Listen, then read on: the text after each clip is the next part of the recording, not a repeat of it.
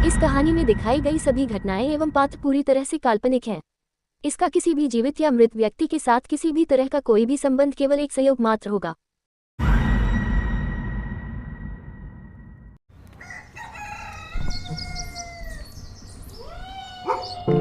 सुबह होते ही मनोरमा का मुश्किल से भरी जिंदगी शुरू होती है, जहां घर साफ करना, खाना बनाने के साथ साथ बहुत सारे काम शामिल होते हैं।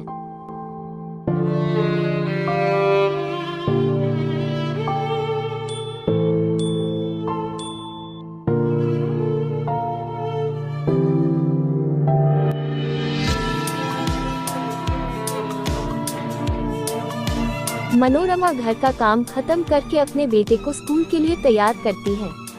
पति की अचानक हुए मौत के बाद मनोरमा को घर चलाने में बहुत ही दिक्कत हो रही थी।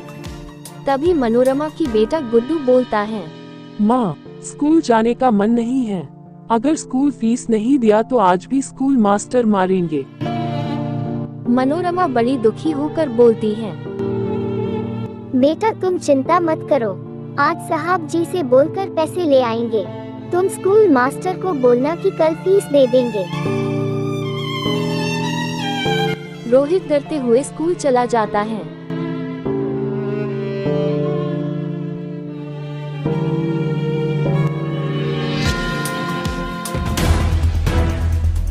रोहित आज फीस लाया है या नहीं? सर, आज माँ को पैसे मिलेंगे, इसलिए माँ कहती है कि कल जरूर पैसे दे देंगे। मास्टर को बहुत ज्यादा गुस्सा आता है। रोहित, इतना मार खाने के बाद भी तुम्हें अकल नहीं है। हमेशा कल देंगे बोलता रहता है। अगर तुम पढ़ाई में अच्छा नहीं होता तो मैं तुम्हें कब का स्कूल से निकाल चुका होता। अगर कल पैसे नहीं लाया तो तुम कल से स्कूल मत आना। Oh my God. साहब जी, महीना खत्म हो गई है, आज तो पैसे दे दीजिए ना।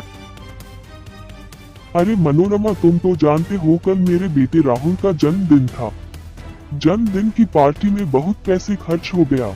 ऐसा करो, तुम कुछ दिन बाद पैसा ले लेना। साहब जी, कल मेरे बेटे का स्कूल फीस भरनी है, तो आप किसी तरह से दे दीजिए ना। अमन लाल गुस्सा होके बोलता है, मनोरमा, तुम्हें थोड़ी सी भी अकल नहीं है क्या? हमेशा काम पर देर से आते हो। अभी पैसा चाहिए, पहले ठीक से काम करो, नहीं तो काम करने वाली की कमी नहीं है। तभी अमर लाल की पत्नी आती है। क्या हुआ डार्लिंग? ये मनोरमा कुछ ज्यादा ही बोल रहे हैं। काम पर तो समय पर आता नहीं, अभी पैसे चाहिए। अरे डार्लिंग, तुम इसे निकाल क्यों नहीं देते? वैसे भी यहाँ काम वाली की कमी नहीं है। Oh no. मनोरमा डरते हुए, नहीं मैडम, मुझे काम से मत निकालिए। आप लोगों की जब पैसे आ जाए तब हमें दे दीजिएगा। डार्लिंग, मुझे 5,000 रुपए दे दीजिए। सहेली की शादी में जाने के लिए कपड़े खरीदने हैं। अरे डार्लिंग, कल बेटे की जन्मदिन के लिए कपड़े लिया तो था। तुम भी ना जन्मदिन की कपड़ा पहनकर शादी में जाएंगे तो लोग हंसेंगे। ओके माय डियर, ये लो पैसे।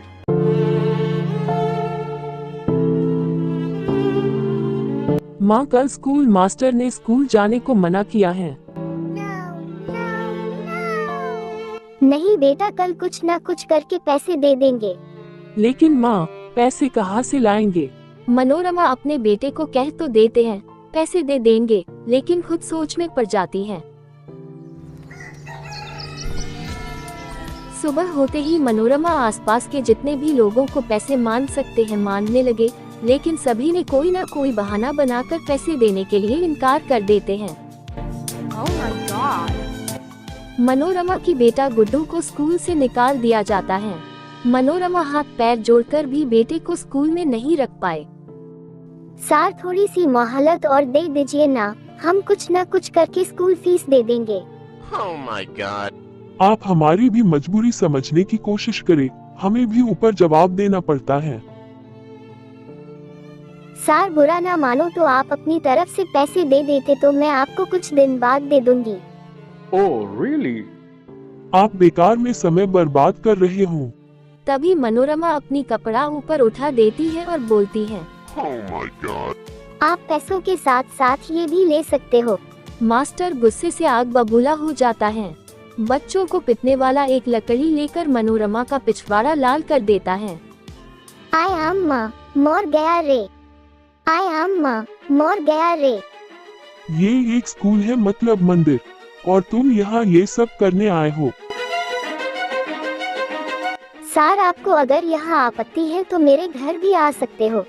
Oh, really?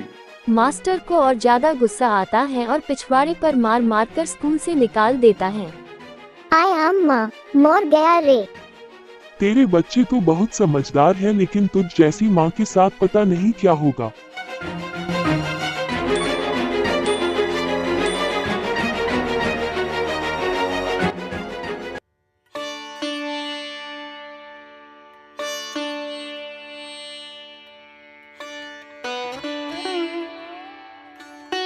घर का हालत दिन ब दिन खराब होती जाती है। पैसे मांगते मांगते काम से भी निकाली जा चुकी है। अमन लाल और उसकी पत्नी ने कुछ ज्यादा पैसे होने पर काम से निकाल दिया और पैसे भी नहीं दिया। मनोरमा बहुत ज्यादा टूट जाती है और बेटे को स्कूल से निकालने से लेकर घर के सारे हालातों के जिम्मेदार अमन लाल और उसकी पत्नी को मानने लगे।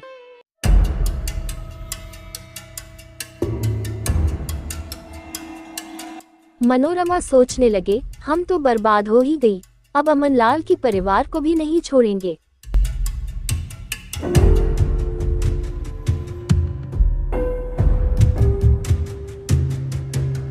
कुछ दिन बाद अमन लाल की पत्नी अपनी मायके गया हुआ था। जैसे ही मनोरमा को पता चला, मनोरमा सज धज कर अमन लाल के घर पहुंच जाती है। अमन लाल जैसे ही मनोरमा को देखते हैं, मनोरमा धीरे से बोलता है, साहब जी सुना है मैडम मायके गई हैं। अमन लाल बोलता है, हाँ मनोरमा, इसलिए आज भी तुम्हारी पैसे नहीं दे पाएंगे, क्योंकि पैसे तो उनके पास रहती है ना। कोई बात नहीं, बल्कि मैं तो पैसों के लिए आया भी नहीं। तो फिर किस लिए आए हो? अब तो घर का काम भी एक दूसरी बाई करती है। जी मैं जानती हूँ, लेकिन आप इतने दिनों से अकेले हो ना, मैं तो इसलिए आपका साथ देने आया हूँ। मैं कहाँ अकेला हूँ, मेरे साथ तो बेटा है ना, और तो और सुबह को काम करने वाली बाई भी तो आते हैं। अरे मेरे प्यारे अमन लाल, मैं उस तरह से साथ देने की बात नहीं कर रही हूँ। Oh my god. ऐसा कहकर मनोरमा अपनी नीचे का कपड़ा थोड़ा ऊपर उठा देती है और बोलते हैं, मेरे प्यारे अमन, बाकी का काम तुम कर लो। तभी अमन लाल एक बड़ा सा डंडा लेके आता है और मनोरमा की पिछवाड़े में मार मार कर वहाँ से भगा देते हैं और बोलता है, साली तू क्या समझता है, हम इतने पैसों की मालिक वैसे ही बने नहीं हैं। अरे तुझ जैसी औरत बाजार में वैसे ही मिल जाते हैं। मनोरमा पिछवाड़ा लाल करते हुए घर आ जाते हैं। वह ठीक से बैग भी नहीं पाते। तभी गुड्डू पूछता है, क्या हुआ माँ, आप वैसे क्यों बैठे हो? बेटा मैं बाहर गिर गया था। मनोरमा रात को सोते हुए सोचने लगी कि किस तरह से अमन लाल और उसके परिवार को बर्बाद कर सके। एक दिन मनोरमा को अमन लाल की बेटा रास्ते से जाता हुआ दिखाई दिया। मनोरमा जल्दी से जाकर बड़े ही प्यार से अमन लाल की बेटे को अपने घर बुला लेती है। घर आकर मनोरमा अपनी बेटे गुड्डू को बोलता है, गुड्डू बेटा तुम थोड़ी देर बाहर रहो, मुझे राहुल से कुछ काम है। लेकिन क्या काम है, मैं भी करूँगा। बेटा अभी तुम जाओ तो सही। मनोरमा का बेटा बाहर चला जाता है और मनोरमा जल्दी से दरवाजा बंद कर देते हैं। राहुल तुम किसी लड़की से प्यार करते हो क्या? आंटी जी आप ये क्या बोल रहे हो? राहुल बेटा इसमें इतना शर्माने वाली क्या बात है? तुम्हें ये सब अभी से सीख लेना चाहिए, मैं तुम्हें सिखाती हूँ। तभी बाहर से गुड्डू आवाज लगाता है, माँ काम खत्म हो गया है क्या? मुझे भी अंदर जाना है, दरवाजा खोल दो। मनोरमा बोलती है, गुड्डू बेटा थोड़ी देर और रुको, अभी हो जाएगी। मनोरमा अपनी कपड़ा ऊपर उठाकर राहुल को दिखाते हैं। राहुल जल्दी से दरवाजा खोलकर गुड्डू को दिखाते हैं। मनोरमा शर्म के मारे कपड़ा नीचे कर लेती है। गुड्डू गुस्से से बोलता है, माँ तुम इतना नीचे गिर जाएगा मुझे मालूम नहीं था। राहुल बोलता है, आंटी तुम्हें तो आंटी कहते हुए शर्म आती है। मुझे पहले ही पापा ने सावधान कर दिया था तेरे से दूर रहने के लिए। Oh, really? मनोरमा रोते हुए बोलती है, गुड्डू बेटा, राहुल बेटा, तुम दोनों मुझे माफ कर दो। दरअसल मैं बहुत परेशान हो गया था। राहुल बेटा, तुम जानते हो तुम्हारी पापा और मम्मी ने मुझे बहुत तकलीफ दिए।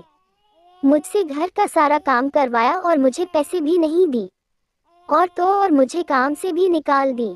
इसलिए मैंने तुम्हारे परिवार को बर्बाद करना चाहा।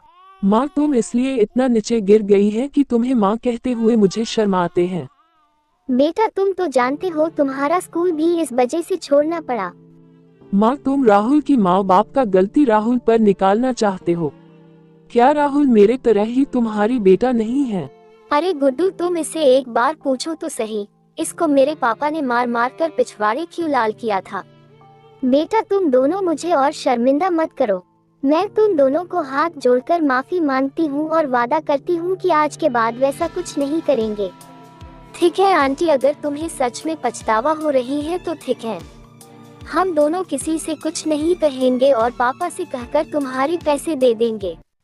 ओह मेरे प्यारे बच्चे दोनों, मेरे गले लग जा। आंटी जी एक बात बोलूं, आप गुड्डू को गले लगा लेना।